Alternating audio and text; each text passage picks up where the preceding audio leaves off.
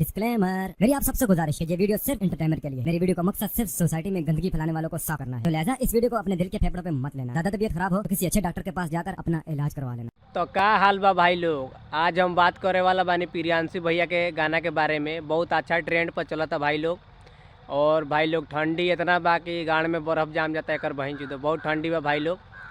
और भाई लोग ये वीडियो सिर्फ मनोरंजन खातिर बनावल जाता है, एकरा के दिल पर लाड़ पर गाड़ पर कहीं नहीं खेले के और देख के हंस के भूल जाए के बा भाई लोग। भाई लोग आज के वीडियो मतलब प्रियांशु पांडे के गाना पर बा भाई लोग। तो दिल पर नहीं खेले के, ना लाड़ पर ना गाड़ पर, देखे के और देख के हंस के भूल जाए के बा।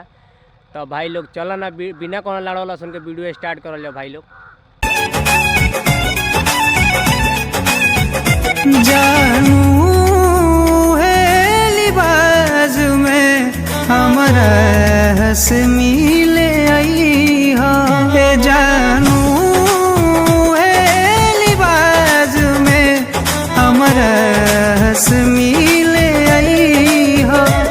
जवन हमें तू डोली में जई हो, जवन हमें पिया के हो जई हो। ए जानू है लिबाज में हमारा हंस मिले आई हो। तो भाई लोग प्रियांशु पांडे के जौन गाना चल रहा बा, ए जानू रिवाज में मिलिए हमसे। तो भाई लोग एक नंबर गाना बा भाई लोग। और भोजपुरी में एक नंबर ट्रेंड पर चला था भाई लोग। ऐसा गाना बनावे के चाहिए भोजपुरी के लिए भाई लोग, बहुत अच्छा लगी।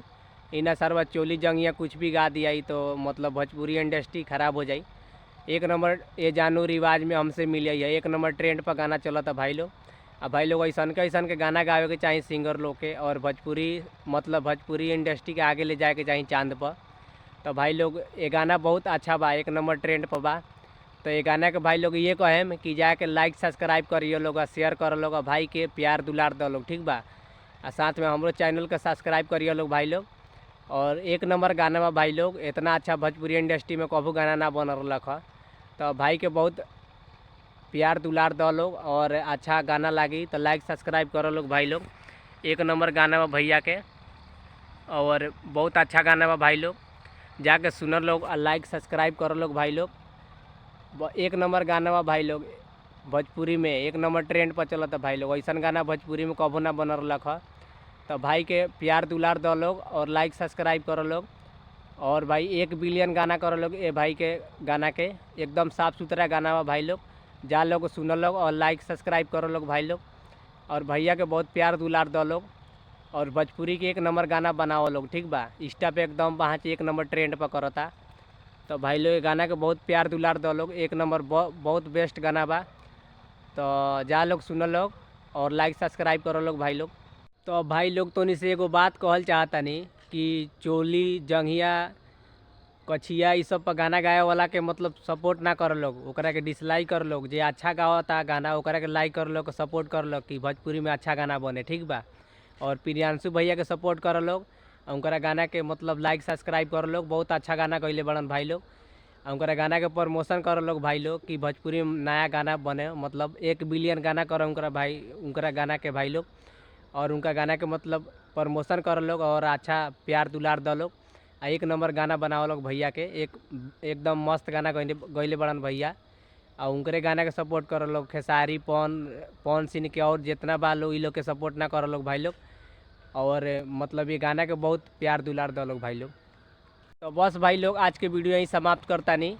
भाई लोग काम करके अनी है 9 बजे गनी है और 4 बजे ले 400 रुपया पेल के अनी है, मतलब कमा के अनी है। और देखा काम पर से आके वीडियो बनावता है तो उन्हीं के प्यार पावे खातिर। और भाई लोग हमरो चैनल के सब्सक्राइब करो लोग, लाइक करो लोग और प्यार दुलार दो लोग भाई लोग। अब भाई लोग बहुत ठंडी गिरता, सरवा गाड़ में बर्फ़ जाम जाता भाई लोग। तो वही ठंडी में आदमी का करो टाइम निकाल के वीडियो बनावता और काम धंधा करता।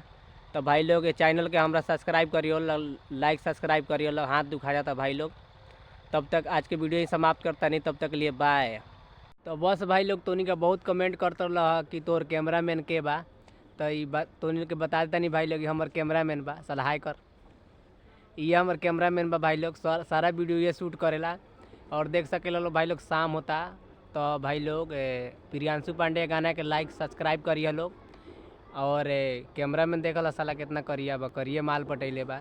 तो भाई लोग आज के वीडियो ही समाप्त करता नहीं, तब तक लिए बाय। और कैमरा मैन कुछ बोल।